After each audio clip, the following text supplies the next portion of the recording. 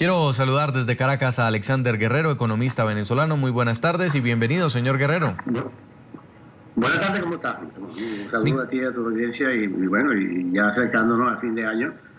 Terrible año para Venezuela, prepararse para un año que va a ser peor que el pasado. Así es. Desafortunadamente. Escuchábamos a Nicolás Maduro por primera vez admitir que Venezuela está en recesión, por primera vez decir que las cifras están en rojo en Venezuela. Antes había negado un colapso económico y había señalado que se trataba de una guerra imperial. ¿En qué nivel podría estar la crisis en Venezuela para que el mismo régimen chavista lo admita? Hay cosas difíciles de esconder, ¿no? Por ejemplo, Maduro ha hecho algo que no ha hecho nadie en la región, esconder las cifras de inflación. Por ejemplo, ayer dieron el resultado de la inflación de septiembre, octubre y noviembre. No sabíamos cuál era el número inflacionario a cada uno de estos meses. Por orden de él, el Banco Central se privó de dar la información, lo cual crea un manto de incertidumbre enorme sobre la economía venezolana, y mucho más riesgo, desinversión y aún mayor contracción económica que la que se esperaba podía ocurrir en el año 2014. ¿Qué ocurre? Él escondió las cifras, ayer tuvo que darlas y frente a esa realidad era como muy difícil tragarse algún tipo de mentira o alguna argucia de naturaleza política que pudiera decirle al país que lo estaba oyendo, pero bueno, que la cosa no es realmente tan mal como la gente dice, sino que tan peor, desafortunadamente. Las cifras de inflación han sido maquilladas por el Banco Central. Yo las llamo de la inflación max factor, porque al fin y al cabo, ¿qué es lo que ocurre? Y déjame ponértelo en un número muy sencillo. La inflación de alimentos en Venezuela, o sea, los precios de los alimentos en 12 meses han crecido casi 100%, 98%, incluyendo el pronóstico que tengo del mes de noviembre. El Banco Central dio ayer 92% hasta el mes de noviembre. Si sumamos el mes de diciembre, estamos hablando de 100% en alimentos. Pero la inflación que da el Banco Central, como oficial, general, es de 62%.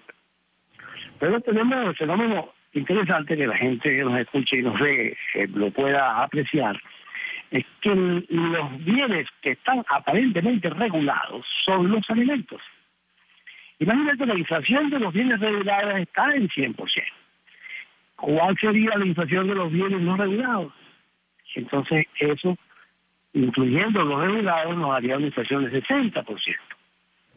Dicho de otra forma, la diferencia entre la inflación total general de todos los bienes y servicios estaría en 60%, pero la inflación de alimentos estaría en aproximadamente 100%. Pero ocurre que el resto de los bienes y servicios que no están regulados están sujetos al cambio del dólar en el mercado paralelo, y hoy está cerrando 179, 180. Y en lo que va de 3 meses ha subido de 120, 110 a 180%. Y en lo que va de año ha subido aproximadamente 100 puntos. 100 bolívares por dólar. Pero lo que hemos visto entonces es un burdo maquillaje de la cifra del Banco Central. Aquella inflación que debería ser mayor, la de los bienes que no son alimentos porque son los que están regulados, pues resulta que es al revés. Los maquilladores del Banco Central no vieron ese detalle que deberíamos observar los especialistas. Señor Guerrero, a los números, uno inmediatamente va al detalle y se da cuenta pues del maquillaje de la cifra. De todas formas, 100% de inflación de alimentos es la mayor del mundo. Sí. Ningún país en el mundo hoy está viviendo esa situación. Ahora, esto no solamente es grave en términos de precios de alimentos, sino que no consigues alimentos. Como lo decía la gente que declaraba terrorista de ustedes en Caracas. Es decir, no es solamente que es costoso, que es muy caro, no puede pagarse lo que no hay.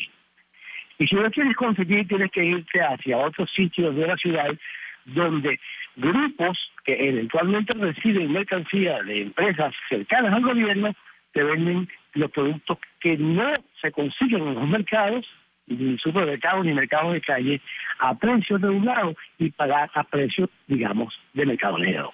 Por ejemplo, la harina para hacer arepas vale 80 bolívares en mercado negro y está regulada a 20 y tantos bolívares en los mercados. Señor Guerrero. No la consigue en los mercados, la consigue en el mercado negro. Entonces es una tijera. Tiene por un lado una tenaza, por un lado tiene la palanca de la inflación, por otro lado la palanca de la escasez. Que pudiésemos decir, bueno, es un fenómeno que va a terminarse pronto. No. Señor Guerrero, ¿me escucha? Es muy mala. Dígame. ¿Qué puede pasar? Ya usted nos ha hecho un diagnóstico, una radiografía de lo que pasa en Venezuela, pero ¿qué puede pasar en el próximo año? Ya una vez el gobierno ha dicho, estamos mal, estamos en rojo, y conocemos las noticias de que los precios del petróleo no van bien.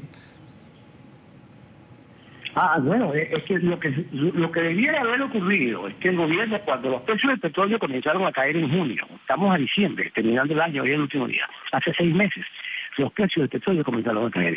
Maduro se dio cuenta de eso ayer, de acuerdo a su alocución de ayer.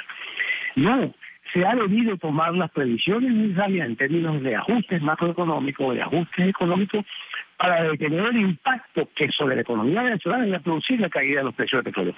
Es bueno que sepamos que acá está pasando con el petróleo lo que está pasando con la inflación y la escasez.